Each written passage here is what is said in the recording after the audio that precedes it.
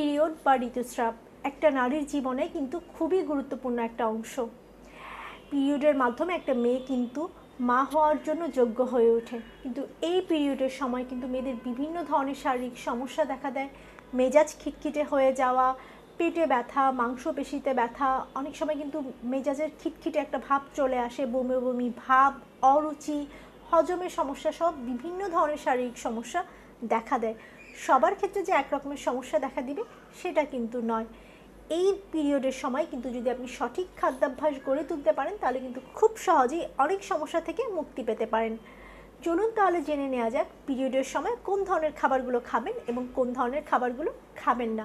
আপনাদের সঙ্গে রয়েছি আমি পুষ্টিবিদ উম্মে সালমা তামান্না। শুরুতে বলে নেওয়া যাক যে কোন ধরনের খাবারগুলো এই সময়ে আপনি আপনার খাবার তালিকায় রাখবেন।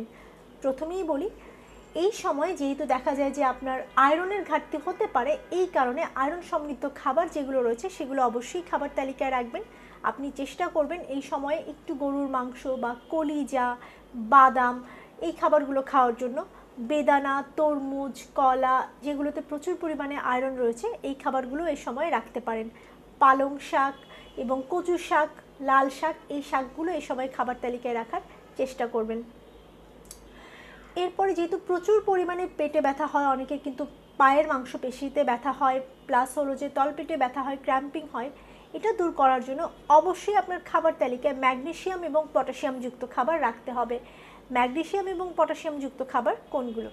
প্রথমেই বলি কলা, তারপরে আপনার হলো খেজুর, বাদাম, এগুলোতে কিন্তু পটাশিয়াম এবং ম্যাগনেসিয়াম পাওয়া যায়। আপনি মধ্য সকালের নাস্তায় 10টা থেকে 11টার দিকে কিন্তু একটা কলা রাখতে পারেন, 2 থেকে 3টা খেজুর রাখতে পারেন, 1 মুঠ বাদাম খেতে পারেন।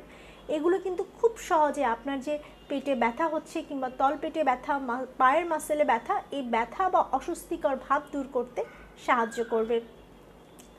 ভিটামিন B12 এবং ভিটামিন B6 যুক্ত খাবার এই সময় অবশ্যই খাবার তালিকায় রাখবেন, কারণ এই সময় মেজাজ খিটখিটে হয়ে যায়, মুড সুইং করে। তাই চেষ্টা করবেন আপনি এই সময়ে বাদাম, সামুদ্রিক মাছ এই খাবারগুলো খাদ্য তালিকায় রাখার জন্য।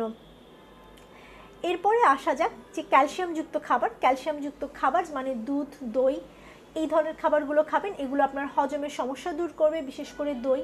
দুধ কিন্তু আপনাকে পেটে ব্যথা বা অস্বস্তিকর ভাব দূর করতে সাহায্য করবে। অনেকেই বলবে এই সময় দুধ খেতে না, কিন্তু এটা আসলে একটা ফুড নিয়ে যে ধরনের মিথ থাকে, এটা এক ধরনের মিথ।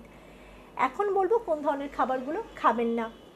ভাজা পোড়া বা তৈলাক্ত খাবার এই সময় অ্যাভয়েড করবেন, কারণ এগুলোতে মুড সুইং হয় অনেক বেশি। এমনিতেই এই সময় মেজাজ খিটখিটে থাকে, আপনি যদি আরও এই ধরনের ভাজা পোড়া, অতিরিক্ত তৈলাক্ত এবং লবণাক্ত খাবার খান তখন কিন্তু আপনার দেখা যাবে মুড সুইং হবে খুব বেশি। এই সময়ে অনেকে আছে টক ফল একটু খেতে না করে, আসলে এক একজনের ক্ষেত্রে এক এক রকম সমস্যা দেখা দেয়। যাদের দেখা যায় ব্লাড ফ্লোটা একটু বেশি, তখন তাদেরকে আমরা বলি যে আপনি আনারসটা একটু অ্যাভয়েড করবেন। আনারস বা পেঁপের জুসটা এগুলো কন্ট্রাকশন বাড়ায়, যার কারণে কিন্তু আপনার ব্লাড ফ্লোটা বাড়ে। সো আপনি এই সময় এই জুসগুলো অ্যাভয়েড করতে পারেন। আপনি চাইলে কমলা, মালটা বা লেবু এগুলোর শরবতও কিন্তু নিতে পারেন। এই সময়ে বাহিরের খাবার বাদ দিয়ে, বাহিরের আর্টিফিশিয়াল জুস বাদ দিয়ে আপনি ঘরে তৈরি গরম স্যুপ কিংবা হলো যে পাতলা লিকুইড খাবার কিংবা ওটসের খিচুড়ি বা ওটসের স্যুপ এই ধরনের খাবারগুলো রাখতে পারেন। তাহলে কিন্তু আপনার এই মুড সুইং বা পেটে ব্যথা বা সহ বিভিন্ন যে সমস্যা দেখা দেয় এগুলো কিন্তু দূর হয়ে যাবে। আশা করি বুঝতে পেরেছেন যে পিরিয়ডের সময় কোন ধরনের খাবারগুলো খাবেন এবং কোন ধরনের খাবারগুলো অ্যাভয়েড করে চলবেন। সবাই ভালো থাকবেন, সুস্থ থাকবেন।